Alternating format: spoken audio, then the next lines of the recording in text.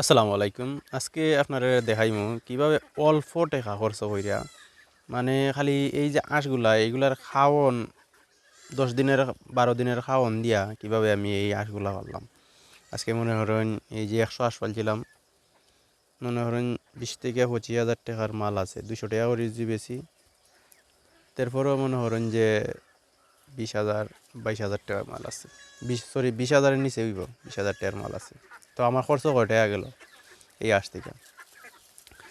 এই আঁশ ফালতে আমার খরচ কয় টাকা হইলো এটা আপনাদের বোঝানোর চেষ্টা করবো। আপনারা কীভাবে অল্প খরচ হয় আঁশ ফালতে পারবা খুব সহজে। মানে মরু ফালতে টেকা লাগে, আঁশ ফালতে কোনো টেকার প্রয়োজন হয় না।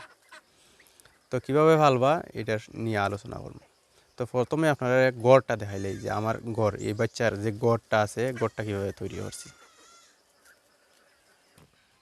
এই যে দেখতে পারতেছ, এইটাই হচ্ছে আমার এই আঁশের গড়।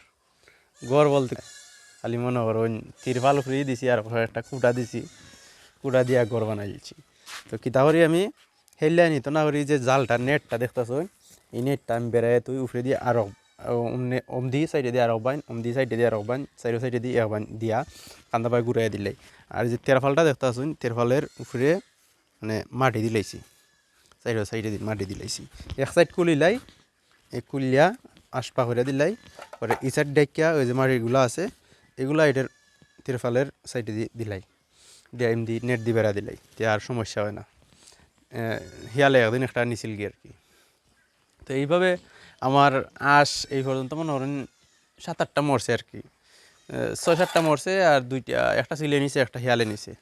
তো এটার মাঝে মনে করেন আমার খরচ নাই, একদম জিরো খরচ। আর পয়লা ফালছিলাম সময় মনে করেন যে আঁশ পয়লা ফালছিলাম সময় ১২ দিন খাওয়াইছিলাম ফিড, ২৫ কেজি ফিড খাওয়াইছিলাম। তো ২৫ কেজি ফিডের দাম কত ১৫০০ টাকা ১৬০০ টাকা এইরকম আইছিল আর কি, স্টার্টার ফিড খাওয়াইছিলাম। এরপরে মনে করেন যে আমি ওই যে ক্ষেত আছে সকালবেলা খেতে চাইয়া দিই, আর রাতকে মনে করেন ১ কেজি ২ কেজি দান দিয়া গুঁড়া মিক্সার করে খাওয়াইলে আর সারাদিন তার মধ্যে সারা থাকে খায়, এটা খাওয়া লাগে না আমার। তো এইভাবে তো মোটামুটি আমার যে এখানে হিসাব করি, তো আঁশের তো আমি পাচ্ছি আমি নিজেই ফুটাইছিলাম, প্রথম টেস্ট করাত গিয়া ফুটাইছিলাম।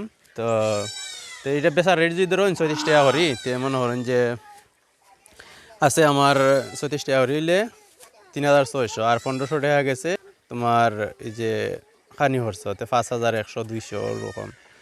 আর তেরফাল একটা গেছিল ৪০০ টাকা, তে ৫,৫০০। আর আর কিতা আনুষঙ্গিক ২-৩০০ টাকার ওষুধ হইব, আর তো গুছা নাই। ও ৬-৭ হাজার টাকা খরচ গেছে। তো আঁশ ফালাত কোনো খরচ নাই বুঝছেন।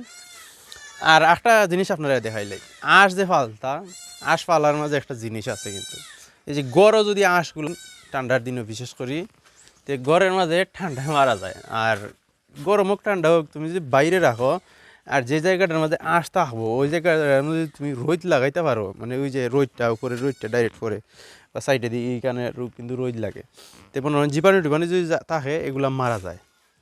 তো আঁশ কিন্তু একটা আঁশ, সিঙ্গেল একটা আঁশ আপনার মারা যাইতো না যদি না আল্লাহ বেমন না উনি, তো সিঙ্গেল আঁশ একটা মারা যাইতো না, যে জায়গার মাঝে রোদ লাগাইতে পারেন।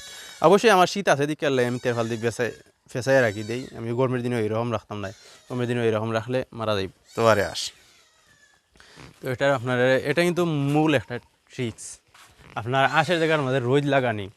আর এইটাই হচ্ছে আমার বড় আঁশের ঘর, যেটা যে চাষ বাচ্চা যে ফুটাই, এইটা নিয়ে পরবর্তী এক ভিডিওতে কথা বলবো আপনাদের সাথে।